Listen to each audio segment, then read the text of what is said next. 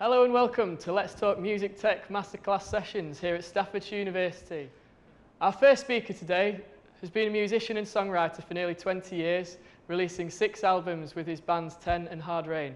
He is also currently working on his second solo album titled Faith of the Crow, which is going to be released sometime during this year. Please welcome Paul Hodson.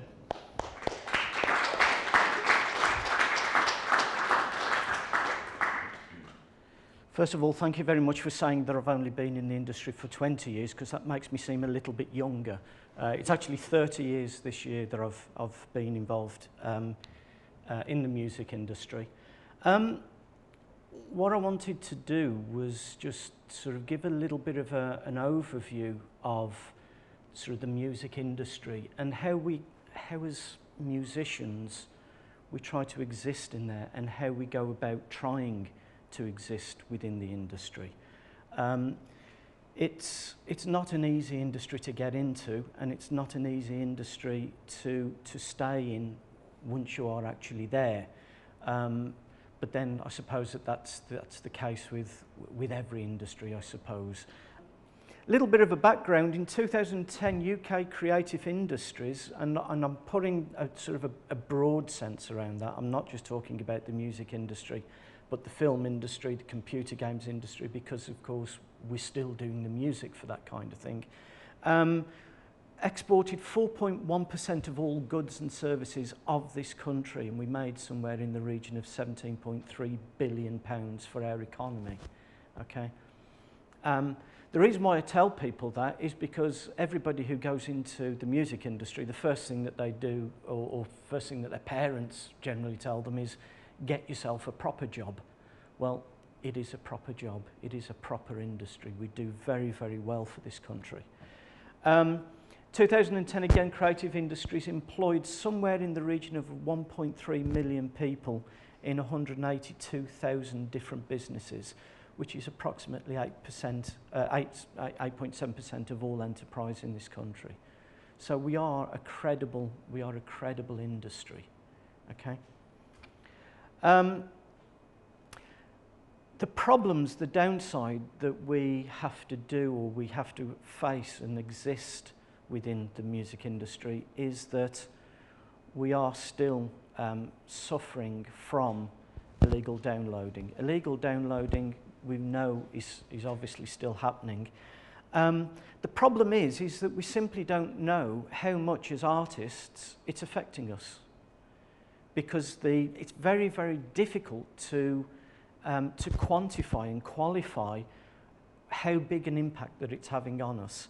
2008, the International Federation of Phonographic Industries claimed in 2008 that 95% of all downloads were illegal. Okay, so that's only 5% of the industry which was legitimate. I don't know how they've quantified those figures. I really, really don't. And I would probably say that without sort of a definite qualification of those figures, I'm not entirely convinced that is specifically true. It is suggested that nowadays in England, approximately 75% of all music and films, we mustn't forget that as well, of media is downloaded illegally. Okay, again, very, very difficult to quantify these figures. I sometimes wonder whether some of these figures are actually hyped. It is estimated, however, that the illegal downloading is costing the industry somewhere in the region of 545 billion pounds per year. So it's an awful lot of money. We again, you know, where these figures come from, it's very, very difficult to qualify. The good thing is that I suppose your age group have been able to develop the thing that I suppose is almost putting some of us out of work anyway, which is the internet. So due to the development of social media, I think that what has happened is that the music industry and us as artists are controlled more by the fans than we used to be controlled by the record companies. Okay. Frontiers Records, the label that I've released all the 10 albums through, my solo album, started off as two guys who were just fans of music, and they got a little bit of money and they wanted to invest into the kind of music that they enjoyed. And they're now probably, well, they are one of the biggest sort of rock labels in the whole of, certainly in the whole of Europe. You know, you don't get people like Def Leppard or Whitesnake on your label if you're not a big company, and those are the kind of people that they're dealing with. So I think that what we've done is that we've come away from the big record companies and the big all-empowering record companies, even though that they're still playing a big role within what we do. It's all coming back, it's all sort of downsizing. And I think because of the internet and because we can, and we've got so much social media, that it's a lot of what we sell now is more fan-based rather than, as I say, the big majors still attacking and finding the markets and pushing us into markets. I think it has become a cottage industry. Probably even more so than in the 80s, where there was the development of an awful lot of these independent record labels. We can all be our own record label. Certainly for my next album, I'm not even sure whether I'm going to go with a record label, because I can't think of anything that they can do that I can't do myself. I've also heard the quote, and I'm sure many of you have also heard it, musicians are making less money nowadays, but the technology used to make our product is getting cheaper, so by and large, we're doing okay. Well, I don't see the cost of CDs coming down, and I don't think the cost of Pro Tools is coming down, so I'm just wondering why that sort of statement is being bandied about. We're not doing okay. Yes, you're absolutely right. The amount of money that we're getting for albums is coming down. Okay, our advances are dropping rapidly. Okay, we could also argue that the fact that the industry is doing that because the industry isn't doing very well.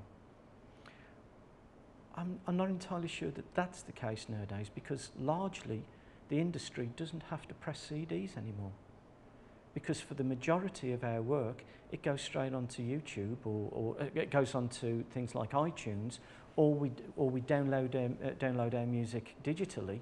So I'm not entirely sure that can hold out either. Okay. The thing that I find is that music is labour intensive. For us to create records, for us to create music, it's very, very labour intensive, and the technology isn't helping that labour intensive element of our work, of our product. Okay? Computers aren't going to help us with that, so we're being paid largely for our time. Okay? And that hasn't really changed a huge amount, I don't think anyway. I also feel that it should be us as musicians to decide what it is that we give away for promotional use. How to succeed as an artist? I have no idea. I've been very, very fortunate in as much as that for 30 years I've made money, if you will, out of the industry, and I've existed in the industry. And since I came here sort of full-time 7, 8 years ago, that was my job. Making music was the way that I paid for my mortgage. So how to succeed nowadays, well, it'll probably be completely different to my experiences nowadays, because the industry is changing. It's very difficult to exist in the industry, or I suppose any industry, without fully understanding the way that the industry works. Okay, so you need a good round view of that industry to understand what's going on. Okay. As I said earlier, it is a business. We would love to art ourselves up to say that we're creative people and we're sensitive and all of this lot. At the end of the day, it's a business. As far as I'm aware, I don't have a registered charity number tattooed across my head. I do it for money. I enjoy doing it. I'm making a product that I enjoy making, But at the end of the day, I'm a product. But in order for me to exist by selling a product, maybe what I've had to do over the years is diversify that product. And I think everybody has to understand that that's something that you need to do anyway. So you need to be prepared to diversify a little bit and to change your product. I think the great thing is nowadays is that nobody's telling us what to do. You know, our record companies, I never got any calls from my record company saying, oh yeah, we want it mixed in this way, we want it mixed in that way. They just trust me to get on with it and do it. The only problem is that they leave me alone and do it, and I just don't get round to doing anything very much, because unless the pressure is there in order to get you creative, it's actually very, very difficult to finish a product. Okay, I'm sure we've all done that, you know, well, we think that we've finished this song, but then we spend the next 6 months tweaking it and it doesn't get any better, it just gets different, I think. So I think that people breathing down our neck is actually a good thing at times.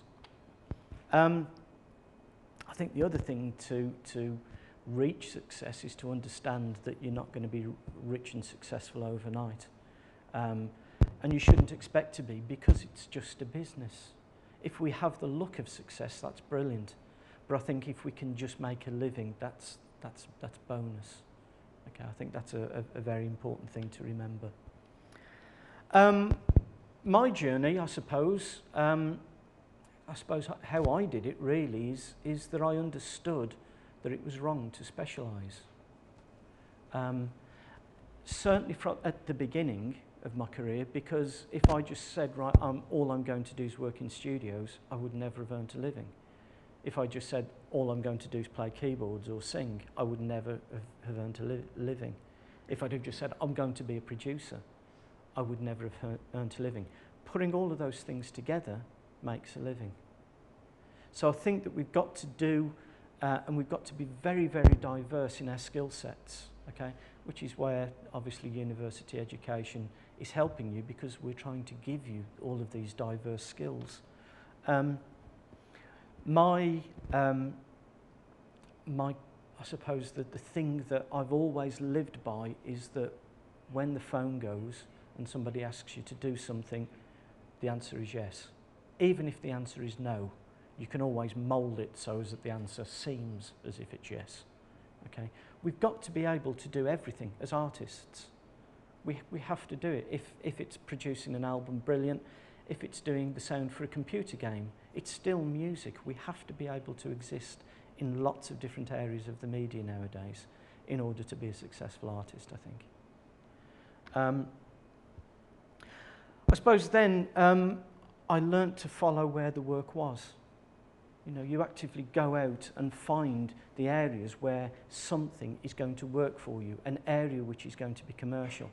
And you don't always know that straight from the offset. You just kind of find a niche, and then that's where you go. That's the time, really, I suppose, that you can become a little bit specialised. And the thing that I always say, that commercial and money, they're not dirty words. We are a business. I keep on saying this, we are a business. I also realise the value of a contact, an email address, a name. It's a sale at the end of the day. Generally speaking, if we have 100 contacts, from experience, you'll get 10 sales. That's from my experience. The more contacts that you have, the more that you can sort of tie into people, you're going to probably get some kind of maybe a 10% return. Okay, so the more contacts that you have, the more emails that you have, the more people on your Facebook page, the more chance that you're going to sell some records. Okay, that didn't exist obviously 5 years ago. I also learnt that commercial exploitation is not a dirty word. Okay, business thrives on it. Again, we are a product to sell. We're not, okay, we're artists. We create something that's very, very wonderful, but we're also a business. Please, you know, that's the thing that I remembered. Meeting people, networking, using your contacts. Learn to spot those people that can do things for you and those people that can't do things for you, because otherwise you're wasting your time. Okay? And I found that very, very early on in, and I kind of networked with and I suppose sucked up to the right people, okay? And it did help my career considerably. Understanding the market that you're selling into, you have to do that as an artist. I know that if I did my album as digital download only, I wouldn't sell any records, because people of my age that buy my kind of music, the kind of music that I write and that I perform and I record, they're not going to want to do that. They want to buy physical copy. So by understanding your market, you know how to sell into that market. You can't change your market, okay? You have to accept it and then work within that market. And as an artist, we all have to do that, okay? I think that's probably the biggest thing, is own as much as possible. Don't give anything away. Own your own publishing. Because if somebody's collecting your publishing for you, they're going to be taking some money from you and you lose control. Always remain in control, okay? Don't make assumptions that industry experts know what they're doing, because some of them don't, okay? It's also better to sign with a smaller label for that reason, a smaller label of people that know what they're doing than a larger label of people who don't. Okay, but again, that's just a little bit of experience. Understand the sort of the industry, the mechanics, how it works, and know your place within that market. Stay in control as much as possible. Again, if you're doing license, selling license, you're much more in control of what's happening with that album. Business is about money and about making money. I keep on using money in business and all of that lot, but that's what we are. The record labels want to keep as much of it as they want to. You want to keep as much of it as you can. So the more that you control, the more that you own, the more in control the whole system is for you, and you will make more money. You'll make a better living. Okay? Because they don't want to give you, the record labels don't want to pass anything back to you as an artist. They just don't want to do it. Pitfalls. We end up in business, and I'm sure that this is not the case. This is just not the case with music. We tend to spend more of our time as being accountants, collecting money. Get somebody to do that for you. You're a professional musician, not a professional accountant. Okay, do what you do best, which is the music, and if you can, get other people to do the bits that you don't want to do. Okay. Contracts. I have signed several contracts that have just completely stopped me working for long periods of time. My advice to any artist is that if you're not sure about the contract that you're just about to sign, don't sign it. Okay? And record companies want to do that. They want to tie you up for a long period of time because they want to make money out of you. Okay? It might not be the best thing for you as an artist, because they could take your product and just leave it on a shelf for a long period of time. So if in doubt, don't sign. Okay? It's got to be right for you as well as the record label. It's brilliant thinking that, great, I've got a record deal. If it's the wrong record deal, it will be the worst thing that you'll do, I promise you. So therefore, a bad contract signed will put you out of work for many years. So if in doubt, don't sign. So I suppose just to conclude, it's a brilliant industry. It's never been so vibrant. It's never been so exciting. As an artist, it's absolutely wonderful. But it is an industry. Okay? At the end of the day, it is business. It is an industry. We're not any different to anybody else. We're not different to a soap powder or a car, okay? So don't expect to be different, okay?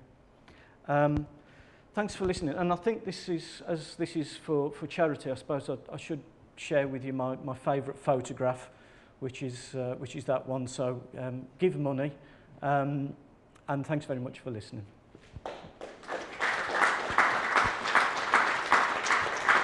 Thanks, Paul. So thanks, Paul, for that. That was brilliant. As he said, this is all for charity, so we'll show you a brief video now of what Nordoff Robins do.